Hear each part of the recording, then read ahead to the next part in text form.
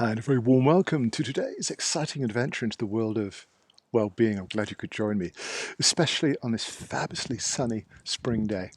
It's not exactly warm out here, but it's extremely comfortable compared to some of the temperatures where we've made videos in the past. Now, I don't know about you, but you probably look at the news and roll your eyes and you think, what is the world coming to?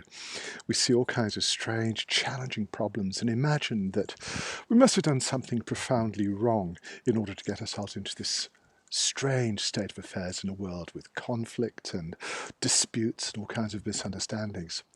However, if you're a student of history, you might just recognize some familiar patterns to all of this behavior. You might be aware of the way that civilizations rise and fall. Great empires assume dominance and then disappear back into the dust from which they came.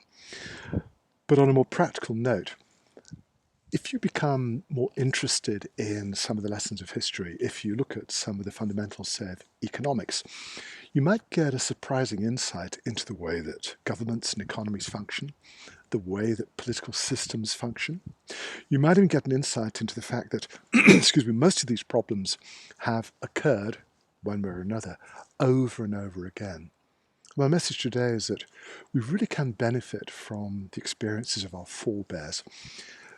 Our ancestors went through these situations. They went through most of the situations which we are experiencing today, and they drew conclusions. They left a lesson, a message for their descendants to say, if you go down this pathway, this is what will happen. And we have the immense advantage of being able to profit from their experiences. We don't have to make the same mistakes. We can develop our awareness. We can develop perhaps a better understanding of how the world functions so that we can choose perhaps a better pathway.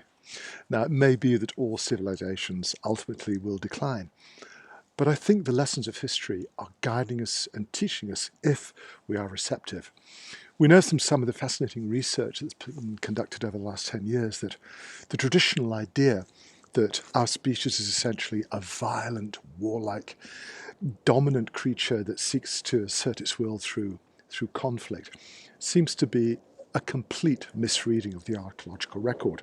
Yeah, we've had enough experience of wars for sure, but it seems that humans evolved and flourished in a spirit of cooperation. That when we learn how to take care of each other, when we establish links of communication, societies flourish, civilizations grow, expand, and that seems to be a much healthier way for our species to survive.